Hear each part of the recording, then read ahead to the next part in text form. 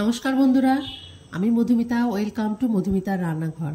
আজ আমি আপনাদের সামনে হাজির হয়েছি একটি নতুন রেসিপি নিয়ে, কাঁকরোলের রেসিপি। কাঁকরোল আমরা অনেক রকম ভেবে খাই, ভাজাও খাই, কিন্তু আমি আজকে বানাবো একটু অন্যরকমভাবে। কাঁকরোল এবং আলু দিয়ে এই রেসিপিটি যদি আপনারা একবার বানিয়ে দেখেন, খেতে হবে একদম অনবদ্য এবং অন্যরকম একটু টেস্টের হবে। পুরো রেসিপিটি দেখার অনুরোধ রইল। আর আপনারা যদি আমার চ্যানেলের নতুন ভিউয়ার্স হন, আমার চ্যানেলটিকে লাইক, শেয়ার এবং সাবস্ক্রাইব করে আমার পাশে থাকবেন। এখানে আমার কড়াইটা গরম হয়ে গেছে, সামান্য পরিমাণে তেল দিয়ে দিয়েছি।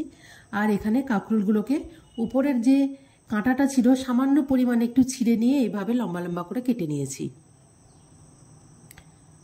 এখানে প্রায় 200 গ্রাম মতো কাঁকরোল আছে। আর ওই একই মাপের এবং একই পরিমাণে কিন্তু আমি আলুগুলোকে এভাবে কেটে নিয়েছি।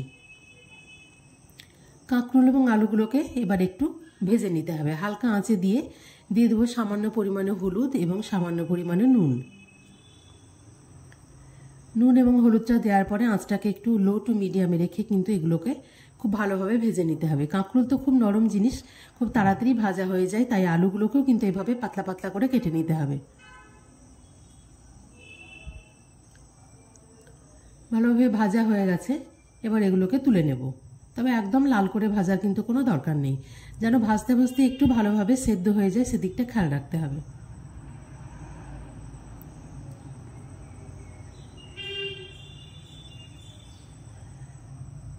ভাজা হয়ে গেছে, এবার ওই তেলের মধ্যে দিয়ে দেবো সামান্য পরিমাণে 5 ফোড়ন, একটা শুকনো লঙ্কা এবং তেজপাতা।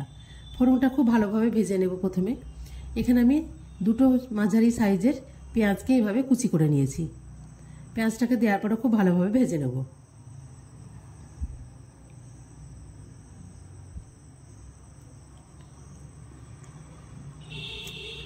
পেঁয়াজটা একটু সামান্য লাল লাল করে ভাজা হয়ে গেছে।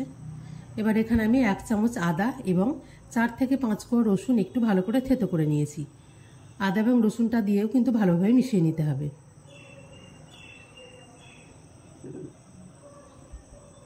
দিয়ে দিলাম সামান্য পরিমাণে হলুদ গুঁড়ো এবং কাশ্মীরি রেড চিলি পাউডার সামান্য কালারের জন্য।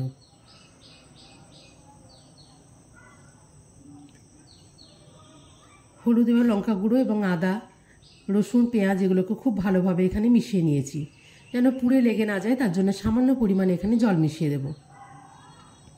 জল দিয়ে ভালো করে কিন্তু মশলাটা কষে নিতে হবে।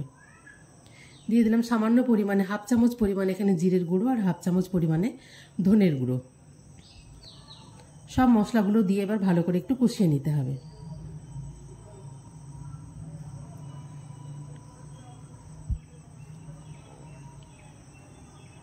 ধনে এবং জিরে ভালো করে কষানো হয়ে গেছে। এখানে আমি ছোট সাইজের একটা টমেটো এইভাবে লম্বা করে কেটে দিয়ে দেবো। টমেটোটা যেন খুব ভালোভাবে তাড়াতাড়ি গলে যায়, তার জন্য সামান্য পরিমাণে এখানে লবণ দিয়ে দিয়েছি। একটু অপেক্ষা করতে হবে যেন টমেটোটা খুব ভালোভাবে গলে যায়। এখন কিন্তু টমেটোটা খুব ভালোভাবে গলে গেছে।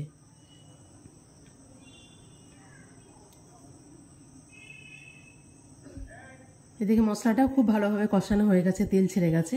এবার আগে থেকে ভেজে রাখা যে কাঁকরোল এবং আলু সেটা এর মধ্যে দিয়ে মশলার সঙ্গে খুব ভালোভাবে মিশিয়ে নেব।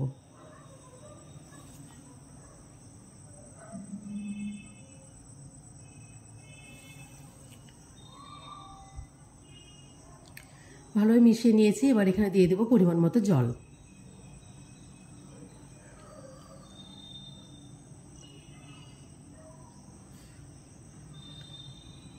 জল দিয়ে ভালো করে মিশিয়ে নিয়েছি।